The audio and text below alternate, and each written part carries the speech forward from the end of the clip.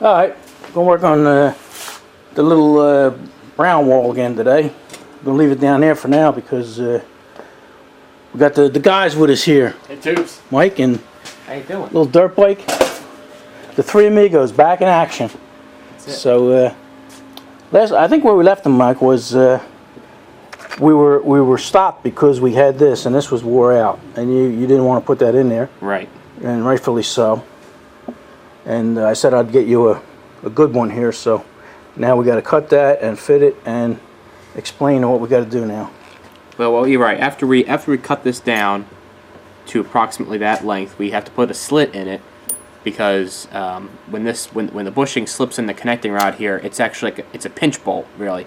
So when you thread the bolt in, it clamps down on the bearing, and you have to get it just so that it's snug. But it's not loose, because that's actually where your clearance is. The wrist pin is locked to the piston, so it's not a full floating wrist pin, I guess you could say. It's a fixed wrist pin in the piston, and the connecting rod pivots on the wrist pin. So the bushing is also pinned into place with this little brass pin right here. There's the outside of it, and I don't know, can you see the pin there? It's sticking through on the inside of the rod journal. It doesn't really matter, but there's the hole where it kind of protruded through on the bushing.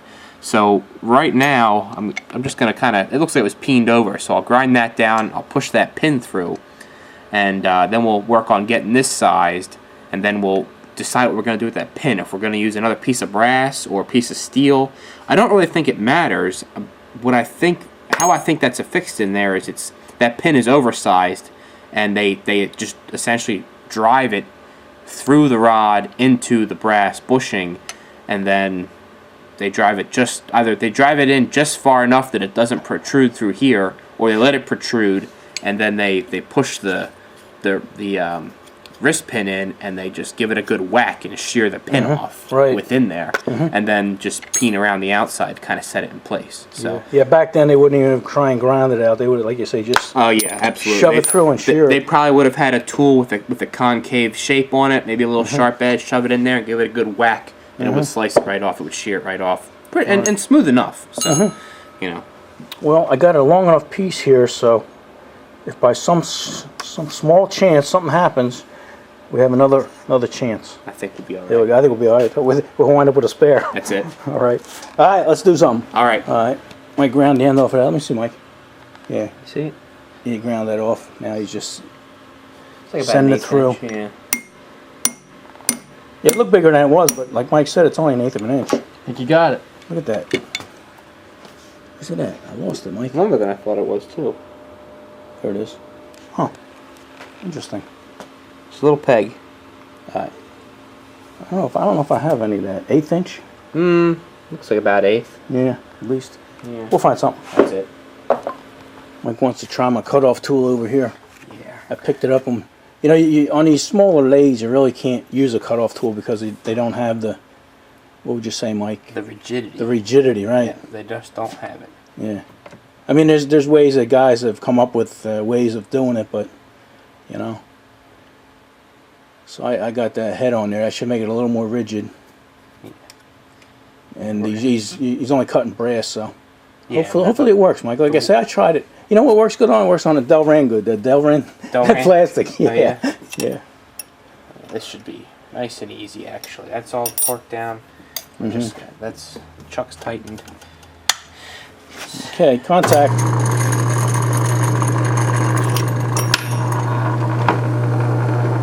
Actually, you know what? One thing is, let me get something to catch that once it pops off. All right. Actually, you know what? I'm just use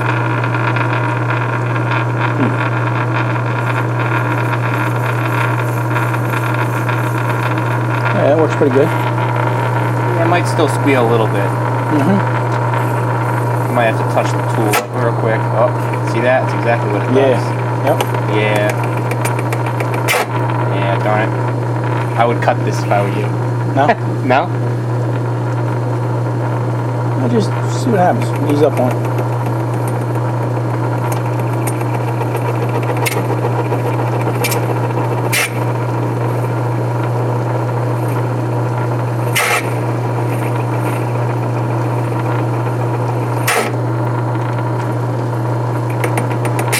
out, brass is grabby stuff. Or bronze, or whatever this is.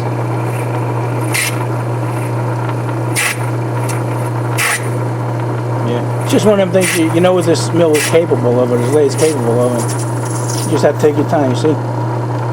It did it, but you know, it did it at its pace. Yeah. Wasn't happy about it. Yeah. Yeah, that rattling noise, that was our other chuck over there vibrating. Oh, yeah, for jaw. Okay. Yeah, it worked pretty good. There we go. Take that burr out of there and we're ready to fit it. All right. Slice it and fit it. Mike is dressing this up, this piece of stock I got here. Yeah. Just so happens to have a keyway shaft in it, Mike. All right, that's going to be handy for this. Yeah, that will help. So And we'll that fit pretty good. slip that on there. Now what are we going to do? Let's go to the device. Over to the voice. You know what? Since I got my two little geniuses with me, I got a question for you. Uh-oh. And only you two guys would know this. Man. What weighs more? A gallon of propane or a gallon of butane? What do you think? I would say, I don't know. I really don't know. I would say they I'm weigh just the taking same. a wild guess. No? Take a wild guess. Propane. Propane. Good answer. And you don't have a clue. I You say I the would same. think they weigh the same because I don't know what the chemical difference is. No, I'll What is tell the you. difference? Propane is heavier Why? because butane is a lighter fluid. Do you get it? That was funny. That was good. That was a good one, buddy. I stumped my geniuses, but you got it. I still got it. I did. You had a 50% chance. Yep. That's good. Oh, good times in Old Road King garage there, huh, Mike? You didn't see that one coming. No. I didn't. Okay. All right. Come on. Let's get back to work. Enough levity for today.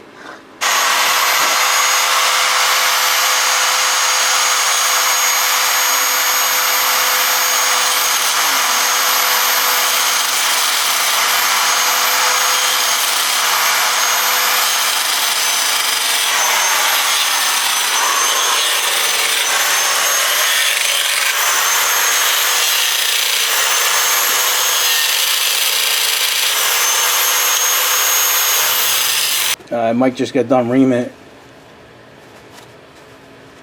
Yeah, let me grab the wrist pin right here while I'm still standing here and see how that fits. Yeah. Yeah. Too bad I didn't have a piece of 5/8, Mike. All I had was this stuff with a key. Yeah. Could have made a new wrist pin. Because that looks pretty rough. Yeah, it is pretty rough. You can see a little bit of a wear mark there. So. I don't know, maybe we'll polish it up a little bit. Yeah. Fits in there pretty snugly. Yeah. I want to make sure there's no burr on it before I try to force it through. Yeah. I cleaned it up a little with the file, but I didn't get too crazy. I think a little bit more reaming will be fine. We'll take care of it. So I'm going to run the reamer through one more time. Get the chips off. Lube it up. Precision tool.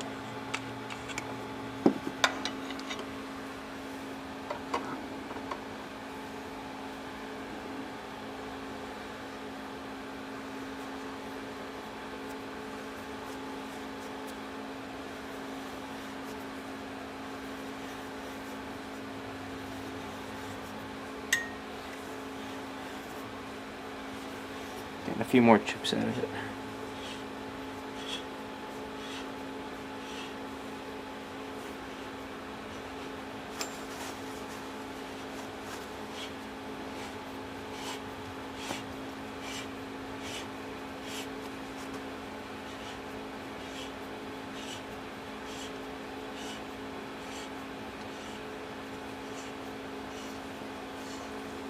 All right, Mike. Let's catch us up on this. What you been doing? Okay.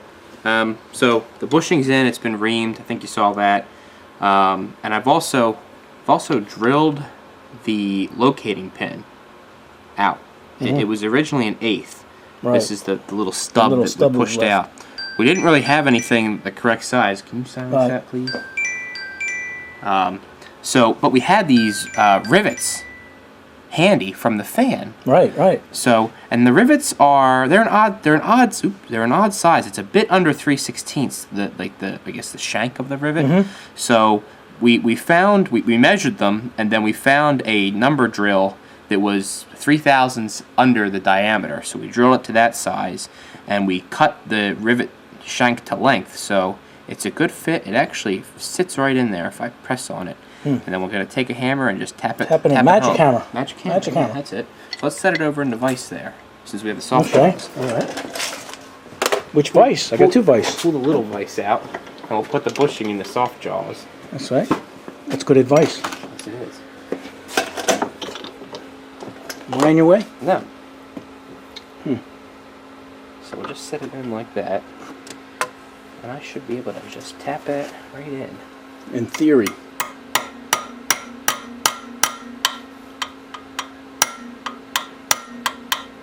Like that. Wow.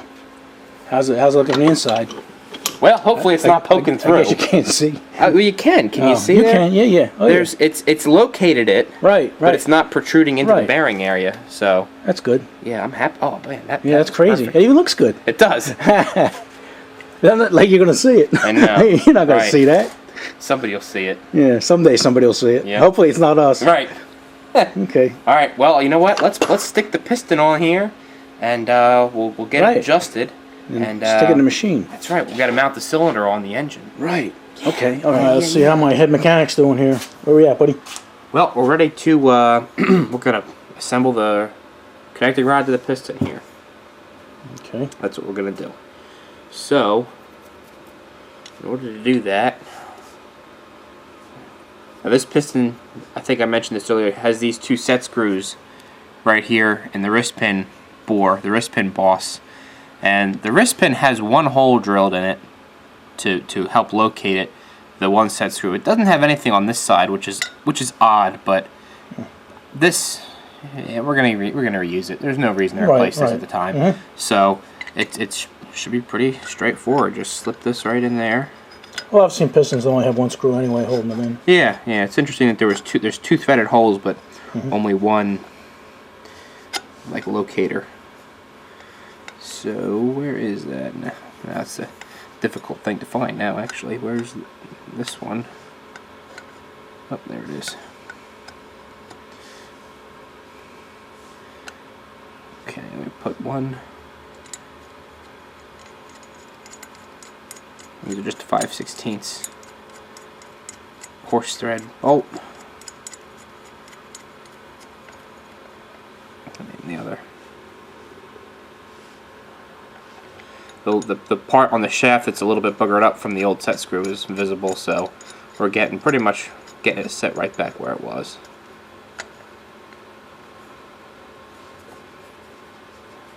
Okay. Give them a little tightening there. Not too crazy, just snug.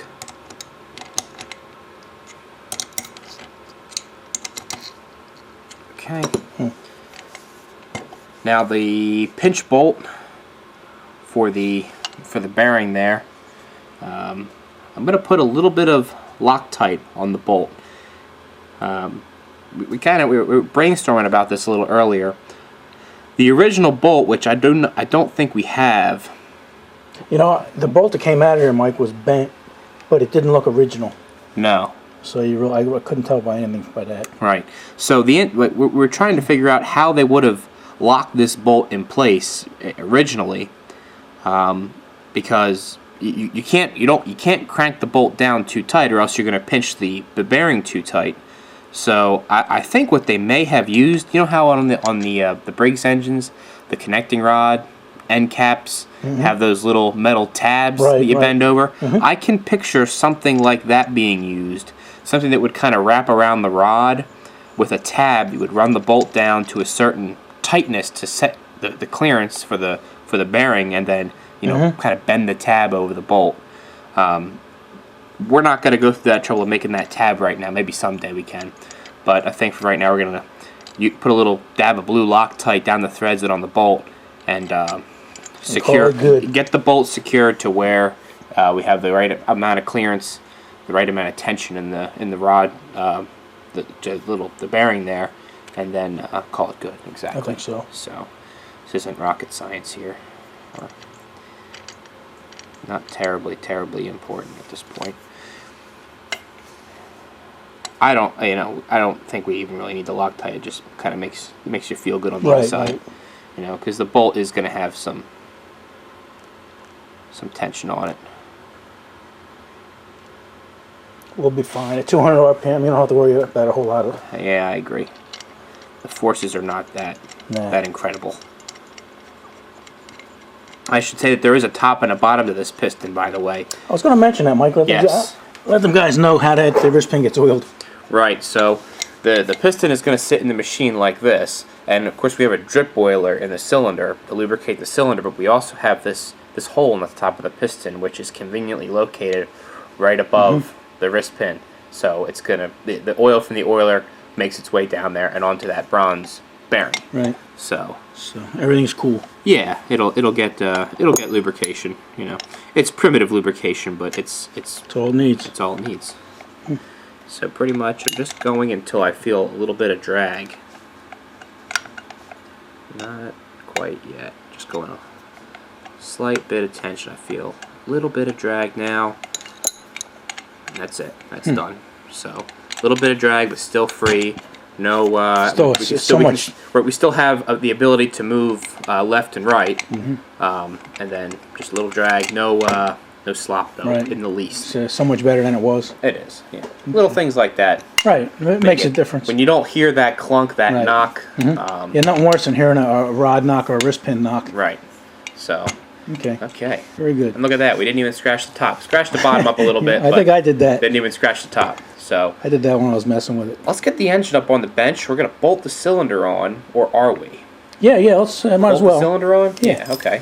We're done. And then we can put the rings on the piston and let the piston in the bore. Then we'll have us a rolling chassis. That's right. All right. Yeah, let's see how we're doing over here. You ready to put the piston in and everything? Yeah. Just give it a light little hone in. No, I missed that. Just to. Let me put this over here. Get it out of your way. Bit. Okay. But yeah, it didn't take much at all. Yeah, it was in pretty good shape. Yeah, the cylinder's really not that bad. There's some pitting in the back, but it's not anywhere near. I've seen worse. Something that's gonna worry. Yeah. Yeah, let's slip the piston in. That shouldn't be too difficult. We're gonna do it while the cylinder's off the engine, off the block. Yeah. Just so I can get my fingers there to pinch the rings. Right. Yeah. There's not much room here. Yeah. So that should be fairly easy. This is the top here. So, right. You know what? I'm gonna put a little bit of just WD-40 on the rings here, and in the cylinder just to kind of help it slip in rather than oil. And I don't know if we ever mentioned this, but the rings do have locators in them. Oh yeah, look at that. You see the locator pin there, and where's the other one at? There it is, right there. And the rings are bevel cut, but they do have a notch in them, so that's where the locator pin sits. So when you install them, you just got to make sure you're not trying to compress the ring while it's above the locator pin, or you're going to break a ring. Right, so, but I don't think you ever get it in the cylinder that way. Yeah, well, yeah, without breaking the ring. Yeah. So I don't want to do that. So it kind of helps to get the ring right butted up against the locator, and slip it in up to that point. And then, since the the cylinder's got that nice chamfer. It does. It has that little taper. Yep. Shouldn't be too bad to see. Oh, there's there the first one. First one's in. And where's the other pin? There's the other pin. Slide it down a little bit.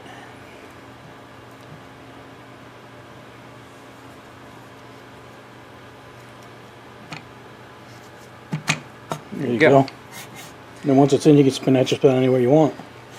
Yeah, well, yeah, I mean, it only needs to go right there. So that's it. Brilliant. Okay. Well, you're done for this right now, right? Yeah. All right. Don't let me get in your way. Okay, well. Yeah, we came to the conclusion that of all the engines we've seen, I don't think any of them had a gasket because it was so tight up, Mike. And like I said, there's no reason. It's not sealing anything. No. And then you got that long bevel that goes in there, so I don't see any reason for a gasket. Yeah, it's going to locate itself just fine. So really, that's all you need to do is that. And then get a couple nuts started on it. one other thing, which I don't know if we ever mentioned, is you never want to chance sliding the piston all the way forward in the cylinder on one of these headless type engines, because oftentimes at the end of the cylinder, at the end of the machine part of the cylinder, the casting opens up. Yeah. So if you push the piston in and a ring expands into that annular space, you gotta have to really break something essentially to get it out. It's funny you mentioned that because I knew it's only about an inch or two, not even about an inch and a half. Right. I knew it was there. I never even thought of that. Yeah. Wow. Yeah, that'll ruin your day. I've never done that, honestly, but I've read of people doing it. I've talked to people who have done it, and it's funny. When you think about it, that crack in the piston, I would bet you that at some point somebody took this engine apart and slid that piston all the way up, and that top ring expanded in there, right? And they took a big drift and wailed on the top of the piston and cracked that piston as they were trying to. They also shattered the ring. They got the piston out, but they. See, I didn't think of that, and there's more possibility for that. I thought the piston was frozen in there, and they did that, jammed a rod in there, but that's more probable. Yeah. So. Interesting. Good tip. Tip of the day. Yeah, tip of the day. Don't go and just say, oh man, that feels nice and smooth when it's not connected to the rod. So, or when the rod is not connected to the journal. So that would ruin your day. Yes. So now we got to make little shims, right? Shims. Yeah. Okay. Yeah, shim it up. All right. Well. Put the rest of these nuts on and get them tightened down. Okay. Yeah, we're gonna have. I don't know if we're making compression tonight because we're not have the valves done. Right. But we'll at least be able to spin it over and see how it feels. Make sure it's not tight or anything like that. It shouldn't be tight. So, what do we got here? The 3/4. I believe so. All right.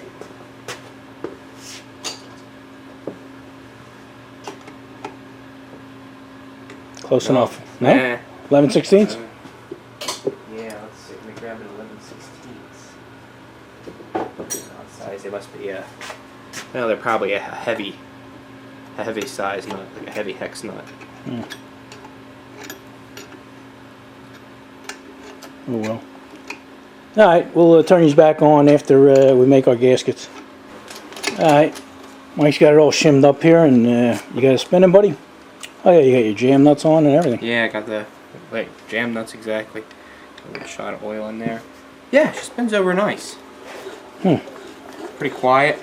Oh yeah, I don't hear anything. I don't hear any wrist pin noise. I hear a little bit of ring noise. The rings are a little loose in the grooves, but it's not a concern. No. Well, that's easy if we don't want to put a gap in there. What are they shims they call them? Ring spacers. Ring spacers, yeah. But that right there. That's nice. We don't have any backlash in the connecting rod there. Yeah. So. I think this is gonna be a nice runner. Yeah, I think so as well. All right. Well. Yeah, it's getting late. Yeah, Mike only gets a couple hours of stop here every once in a while, so it's not like we're trying to drag this video out or this series, but we can only we're not going to rush this, just get it done. We want to do this right. It's enjoyment here. Yeah. So what we're going to do next time, Mike? Next time you stop by, we'll set the valves up. Yeah, let's set the valves up, get some compression in it. And if we have time and make it, then you already got the timing set up. Just hook everything up. The timing is set. The push rod, the cam follower are set. Yeah. So I mean, there you go, right there. I think all we have to do is fix that. Just one piece here. And a lot of guys. I want to thank a lot of guys sent me videos of. The pictures of an engine that has this and showed me this is actually a modification that will work, but the original one, Mike, on the end there had a bolt. Make an adjustment, another adjustment. Yeah, that would ride on that right there. Okay. But I must have had about half a dozen guys or more send me links of the same video to show me that, and I appreciate that. And one guy even emailed me, so I appreciate that. We look at all our comments. So, all right, what do you say, buddy? Enough of this? Enough of this. Wrap it up. All right. We'll see you guys in the next one.